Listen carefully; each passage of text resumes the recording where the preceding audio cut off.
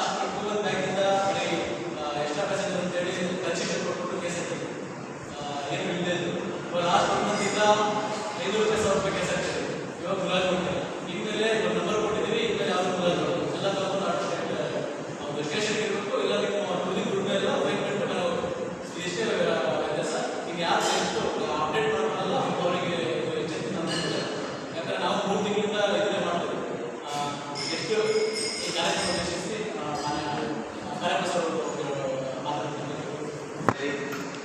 ಅನಧಿಕೃತವಾಗಿ ಬಹಳಷ್ಟು ಆಟೋಗಳು ಓಡಿಸ್ತಾ ಇದ್ದಾರೆ. ಅಧಿಕೃತವಾಗಿ ದಾಖಲೆಗಳನ್ನು ಇಟ್ಕೊಂಡು ಓಡಿಸ್ತಾ ಇರೋ ಆಟೋಗಳಿಗೂ ಅನಧಿಕೃತವಾಗಿ ಆಟೋ ಡಾಕ್ಯುಮೆಂಟ್ಸ್ ಇದೆ ಓಡಿಸ್ತಾ ಇರೋರಿಗೆ ಯಾವುದೇ ವ್ಯತ್ಯಾಸ ಇಲ್ಲ ಅನ್ನೋ ರೀತಿಯಲ್ಲಿ ನಾವು ಆಳನ್ನು ಜೋಡಿಸಿಕೊಂಡು ನಮ್ಮ ಆಟೋ ಸ್ನೇಹಿತರ ಚಾಲಕರುಗಳು ನಮ್ಮ ದೇಶಕ್ಕೆ ನಮ್ಮ ಆಡಳಿತವನ್ನು ಕೊಟ್ಕೊಂಡಿದ್ದಾರೆ. ಅದನ್ನು ಸರಿಪಡಿಸಲಿಕ್ಕೆ ಒಂದು ಫಸ್ಟ್ ಸ್ಟೆಪ್, ಮೊದಲನೇ ಹೆಜ್ಜೆ. ಇವತ್ತೇ ಎಲ್ಲ ನಿಮ್ಮ ಪ್ರಾಬ್ಲಮ್ ಸಾಲ್ವ್ ಆಗ್ತದೆ ಅಂತ ತಿಳ್ಕೋಬೇಡಿ. ಹಂತ ಹಂತವಾಗಿ ಈಗ ನಿಮಗೆ ಭದ್ರಾವತಿ BDBT ನಂಬರ್ ಕೊಟ್ಟಿದ್ದಾರೆ. ಅದರ ಅರ್ಥ ಏನು? ನಿಮ್ಮ ಡಾಕ್ಯುಮೆಂಟ್ಸ್ ಎಲ್ಲ ಕರೆಕ್ಟ್ ಇದೆ. ಚಾಲಕರ ಪರವಾನಗಿ ಇರ್ತದೆ. ಅದರಲ್ಲಿ ಇರುವಂಥ ಡಾಕ್ಯುಮೆಂಟ್ಸ್ ಇನ್ಶೂರೆನ್ಸ್ ಇರ್ಬೋದು, ಟ್ಯಾಕ್ಸ್ ಕಟ್ಟಿರೋದಾಗಿರ್ಬೋದು, ಮತ್ತು ಎಮಿಷನ್ ಟೆಸ್ಟ್ ಕಾಲಕ್ಕೆ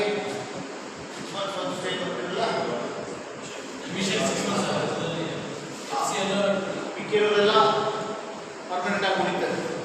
ಇನ್ಶೂರೆನ್ಸ್ ಇಯರ್ಲಿ ಒಂದು ಚೇಂಜ್ ಆಗ್ತದೆ. ಅವು ಮತ್ತೆ ನೀವು ನಿಮ್ಮ ದಾಖಲೆಯನ್ನು ಮತ್ತೆ ಕೊಡಬೇಕಾಗುತ್ತೆ.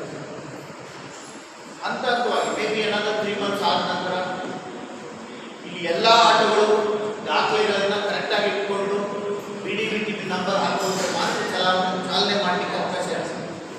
ಇನ್ನು ಯಾರೇ ಬೇರೆಯವರಿದ್ದರೆ ಯಾರ್ದು ಡಾಕ್ಯುಮೆಂಟ್ ಸರಿ ಇಲ್ಲ, ಚಾಲನೆ ಪರವಾನಗಿ ಇಲ್ಲ, ಇನ್ಶೂರೆನ್ಸ್ ಇಲ್ಲ, FC ಟ್ಯಾಕ್ಸ್ ಕಟ್ಟಿರೋದಿಲ್ಲ ಅಂಥವ್ರಿಗೆ ಪಟ್ಟಣದಲ್ಲಿ ಆಟೋ ನಡೆಸಲಿಕ್ಕೆ ಅವಕಾಶ ಇರುತ್ತೆ. ಕರೆಕ್ಟಾಗಿ ಡಾಕ್ಯುಮೆಂಟ್ಸ್ ಇಟ್ಕೊಂಡು ನಡೆಸುವವರಿಗೆ ಒಂದು ನಿರಾಳವಾಗಿ ಅವರ ಒಂದು ಇದನ್ನು ಮಾಡ್ಬೋದು, ಉಪಜೀವನ ಮಾಡ್ಬೋದು.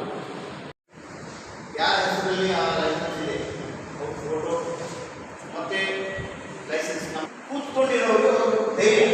ನಾನು ಓಡಿಸ್ತಾ ಇರೋ ಈಗ ನನ್ನನ್ನು ಕರ್ಕೊಂಡು ಹೋಗ್ತಿರೋ ಚಾಲಕರು ಕರೆಕ್ಟ್ ಆಗಿದ್ದವರಿದ್ದಾರೆ. ಈಗ ನಿಮ್ಗೆ ಗೊತ್ತಿಲ್ಲದೆ ಬೇರೆಯವರು ಓಡಿಸ್ತಾರೆ. ಅವ್ರು ಬಂದು ಗಾಡಿಯಲ್ಲಿ ಕೂತಾಗ ಆ ಫೋಟೋ ನೋಡಿದಾಗ ನೀವು ಅವರೇ ಇರ್ತೀರಾ ಅಂತ ಒಂದು ಧೈರ್ಯ. ಸೊ ಅವರು ಯಾವುದೇ ಒಂದು ಏನು ಅಪರಾಧ ನಡೀಲಿಕ್ಕೂ ಒಂದು ಕಡಿವಾಣ ಹಾಕಲಾಗುತ್ತೆ. ಭದ್ರಾವತಿ ಬದಲಾಗ್ತಾ ಇದೆ. ಬದಲಾವಣೆಗೆ ನಾವು ನೀವು ಎಲ್ಲ ಕಾರಣೀಕರ್ತರಾಗೋಣ ಮೊದಲೇ ವಿನಂತಿಸಿಕೊಳ್ತೀನಿ. ಹೇಳಿದ್ರೆ ಸುಮಾರು ಜನ ಬಂದು ನಮ್ಮ ಹತ್ರ ಅಳಲು ನೋಡಿಕೊಂಡು ಆಟೋ ರಿಕ್ಷಾದವರು ಈ ರೀತಿ ಎಲ್ಲ ಸರಿ ದಾಖಲಾತಿಗಳು ಸರಿ ಇದ್ದವರು ಮತ್ತು ಇಲ್ಲದೆ ಇರೋರು ಎಷ್ಟೋ ಸರಿ ಪಟ್ಟಣ ಆಗಿರೋ ಆಟೋಗಳು ಕೊಡ್ತಾ ಇರ್ತಾರೆ. ಎಲ್ಲ ರಿಪೀಟ್ ಮಾಡೋದು ಒಳಗಡೆ ಕೂತವ್ರಿಗೆ ಒಂದು ಪತ್ರಿಕೆ ಅನ್ನೋದು ಬರಬೇಕು, ಭದ್ರತಾ ಭಾವ ಬರಬೇಕು. ಈ ಆಟೋದಲ್ಲಿ ಕೂಡ ನಾನು ಸೇಫ್ ಆಗಿ ಒಂದು ಕಡೆ ರೀಚ್ ಆಗ್ತೇನೆ. ಅದಕ್ಕೆ ಈ ಕಡೆ ಒಂದು ಬೋರ್ಡ್ ಹಾಕಿ ನೀವು ಫೋಟೋ, ಯಾಕೆ ತಾವೆಲ್ಲ ಇದರಲ್ಲಿ ಬೆಂಗಳೂರಲ್ಲಿ ನೋಡಿರ್ತೀರ, ಆ ರೀತಿ ಇಲ್ಲೂ ಒಂದು ಇಂಟ್ರೊಡ್ಯೂಸ್ ಮಾಡ್ತೀವಿ. ಕಳೆದ 3 ತಿಂಗಳಿಂದ ನಮ್ಮ ನಾಗಮ್ಮ ಅವರು, ಚಂದ್ರಶೇಖರ್ ಅವರು, ಸಂಗೊಳ್ಳಿ ಅವರು, ನಮ್ಮ ಟ್ರಾಫಿಕ್ ಅಧಿಕಾರಿಗಳಿದ್ದಾರೆ. ಎಲ್ಲ ಆಟೋ ಸ್ಟ್ಯಾಂಡ್ಗೆ ಹೋಗಿ ಎಲ್ಲ ಸಂಘದ ಅಧ್ಯಕ್ಷರಿಗೆ ಮತ್ತು ಎಲ್ಲ ಸದಸ್ಯರುಗಳಿಗೆ ಬಂದು ಈ ರೀತಿ ನಿಮ್ಮ ದಾಖಲಾತಿಗಳನ್ನು ನಮಗೆ ಕೊಡಿ, ಆ ದಾಖಲಾತಿಗಳನ್ನು ಪರಿಶೀಲಿಸಿ ನಿಮಗೆ ನಂಬರ್ ಕೊಡ್ತೀವಿ ಅಂತ ಹೇಳಿದ್ರು. ಅದು ಸ್ವಲ್ಪ ಟೈಮ್ ತೊಗೊಳುತ್ತೆ. ಯಾವಾಗಲೂ ಕೂಡ ಸ್ವಲ್ಪ ಇಸ್ಬಿಟ್ರೆ ಅದು ಬರೀತಾರೆ, ಸ್ವಲ್ಪ ಇಸ್ಬಿಟ್ರೆ ಬರೀತಾರೆ ಅನ್ನೋದಿರುತ್ತೆ. ಇಲ್ಲಿ ಬರೆಯೋ ಪ್ರಶ್ನೆ ಏನಿಲ್ಲ. ಒಂದು ವ್ಯವಸ್ಥೆ ಬದಲಾಗಬೇಕಂದ್ರೆ ಜನರು ಒಂದು ನಂಬಿಕೆ ಬರಬೇಕು. ಆಟೋದವರು ಧೈರ್ಯವಾಗಿ ಬಂದು ಅರ್ಧ ರಾತ್ರಿಯಲ್ಲಿ ಬಂದು ಕೂಡ ಆಟೋದಲ್ಲಿ ಕುತ್ಕೊಂಡು ಒಂದು ಹೆಂಗಸು, ಒಟ್ಟಿ ಹೆಂಗಸು ಬಂದು ಅರ್ಧ ರಾತ್ರಿಯಲ್ಲಿ ಆಟೋದಲ್ಲಿ ಕುತ್ಕೊಂಡು ಕೂಡ ನಾನು ಸೇಫಾಗಿ ನನ್ನ ಮನೆ ತಲುಪುತ್ತೀನಿ, ನಾನು ಹೋಗಬೇಕಾದ ಜಾಗವನ್ನು ಗಮ್ಯವನ್ನು ನಾನು ತಲುಪಿಸ್ತೀನಿ ಅಂತ ಅವರು ಬರಬೇಕನ್ನೋದಾದರೆ ಈ ನಂಬರ್ಗಳಿಗೆ ನಾವು ನೀವೆಲ್ಲ ಸೇರಿ ಇದನ್ನು ಮಾಡ್ತಾ ಇದ್ದೇವೆ. ಒಂದು ನಂಬರ್ ಕೊಟ್ಟರೆ ಆ ಡಾಕ್ಯುಮೆಂಟ್ ನಮ್ಮ ಇದೆ. ಡ್ರೈವರ್ ಯಾರಿದ್ದಾರೆ, ಡ್ರೈವರ್ ಬಗ್ಗೆ ಮಾಹಿತಿ ಇರುತ್ತೆ.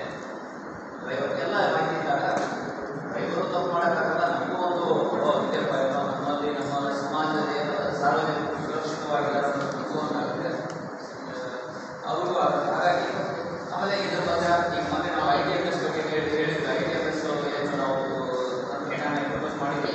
ಅದರಲ್ಲಿ ಒಂದು ಮೊನ್ನೆ ಒಂದು ವೆಹಿಕಲ್ ಫೋಟೋ ತಂದು ನಾವು ಅಪ್ಲೋಡ್ ಮಾಡಿದ ತಕ್ಷಣ